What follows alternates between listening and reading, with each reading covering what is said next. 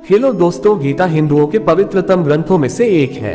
हमारे शास्त्रों में गीता को पवित्र ग्रंथ माना गया है और गीता में ही हमारी संस्कृति, सभ्यता और धर्म का सार छिपा हुआ है।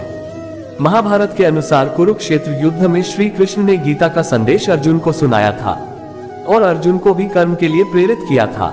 भगवत का मतलब है भगवान और गीता का मतलब है गीत, यानी भगवान का गया हुआ गीत। यह महाभारत के भीष्म पर्व के अंतर्गत दिया गया एक उपनिषद है।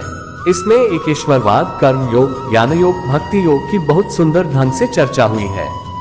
गीता में कई ऐसे उपदेश दिए गए हैं, कई ऐसे अनमोल वचन दिए गए हैं जो हमारे लिए बहुत ही उपयोगी है और हमारे जीवन में मार्गदर्शक का कार्य करता है। गीता के अनमोल वचन इस पोस्ट में दिए गए गीता के उपदेश को अपने जीवन में शामिल करते हैं तो आप भी अपने लक्ष्य को पाने में सक्षम होंगे, क्योंकि गीता ही सभी प्रश्नों समाधान भी है और गीता में ही संपूर्ण ज्ञान निहित किया गया है। गीता के ये उपदेश हमें सही जीवन जीने की दिशा को बतलाते हैं। आशा है आपका जीवन भी सफलता की ओर अग्रसर होगा। एक मनुष्य को केवल अपने कर्म पर ही विश्वास करना चाहिए। कर्म श्रेष्ठ होगा तो फल भी वैसा प्राप्त होगा। दो मनुष्य जिस भी देवता की पूजा विश्वास के साथ करने की इच्छा रखता है, मैं उसका विश्वास उसी देवता में दृढ़ कर देता हूँ। 3 ये सृष्टि कर्म क्षेत्र है, बिना कर्म किए यहाँ कुछ भी हासिल नहीं हो सकता। 4 मनुष्य के दुख का कारण उसका प्रेम ही है। वह जितना अधिक मोह करेगा उतना ही अधिक कष्ट भी भोगेगा। 5 ईश्वर ही भूत, वर्तमान और भविष्य के सभी प्राणियों को जानता हूँ, किंतु वास्तविकता में उस परमात्मा को कोई नहीं जानता। 6 अपने मन को नियंत्रित करना सीखो, नहीं तो यह आपके साथ शत्रुवत आचरण करेगा। 7 कुछ वस्तु लेना उसी इंसान से सही रहा है जो बदले में किसी वस्तु पाने की लालसा न रखता हो। 8 स्वर्ग प्राप्त करने और वहां कई वर्षों तक वास करने के पश्चात एक असफल योगी का पुनः एक पवित्र और समृद्ध कुटुंब में जन्म होता है।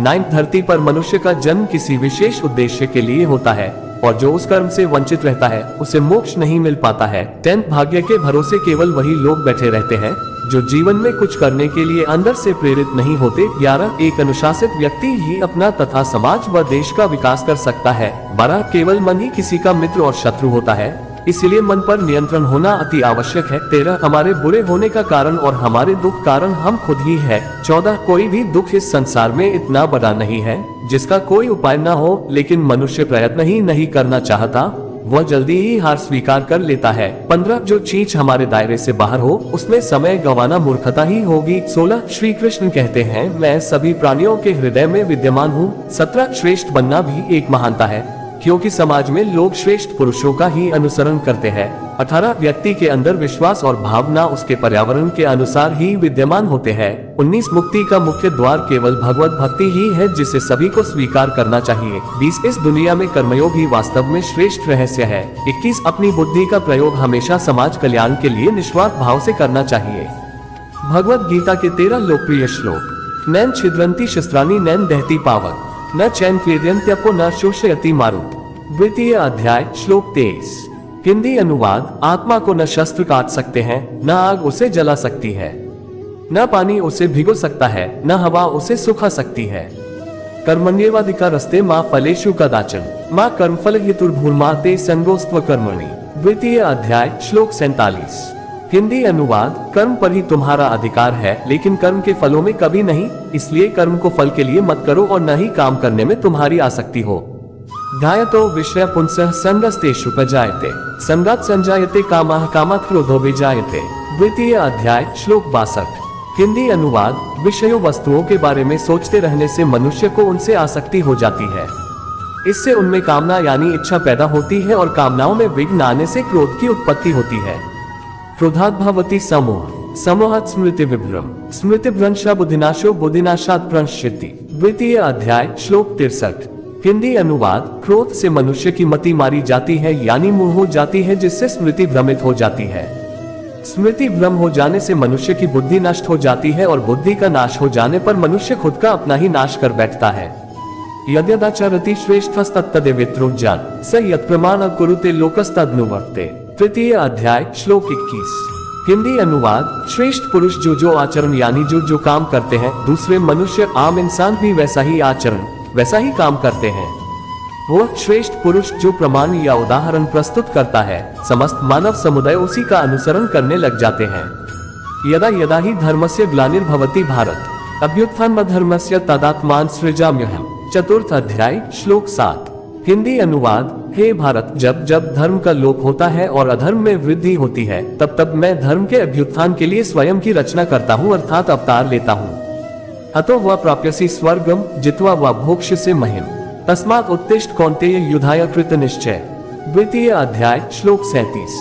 हिंदी अनुवाद। यदि तुम युद्ध में वीरगति को प्राप्त होते हो तो तुम्हें स्वर्ग मिलेगा, और यदि विजयी होते हो तो धरती का सुख को भोगोगे।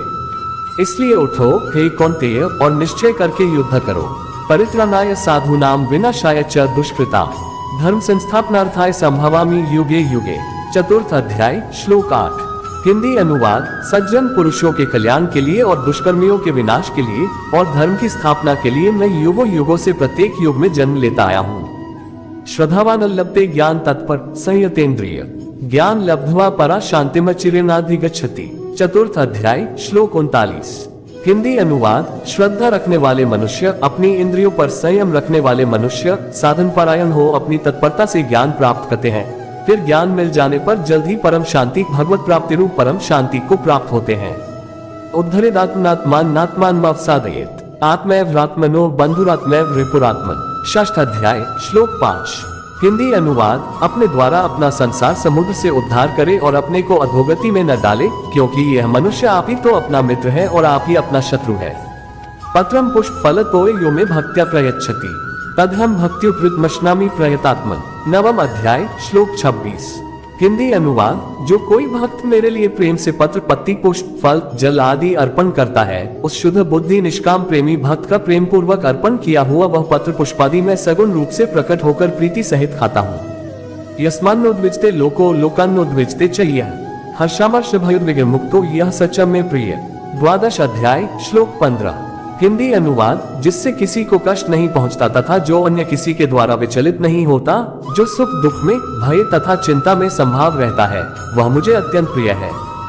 सर्वधर्मान् परित्यज्य मामेकं शरणं व्रज अहं त्वा सर्वपापेभ्यो मोक्षयिष्यामि मा शुच। अष्टादश अध्याय श्लोक 66। हिंदी अनुवाद। सभी धर्मों को छोड़कर मेरी शरण में आ जाओ, मैं तुम्हें सभी पापों से मुक्त कर दूंगा, इसमें कोई संदेह नहीं।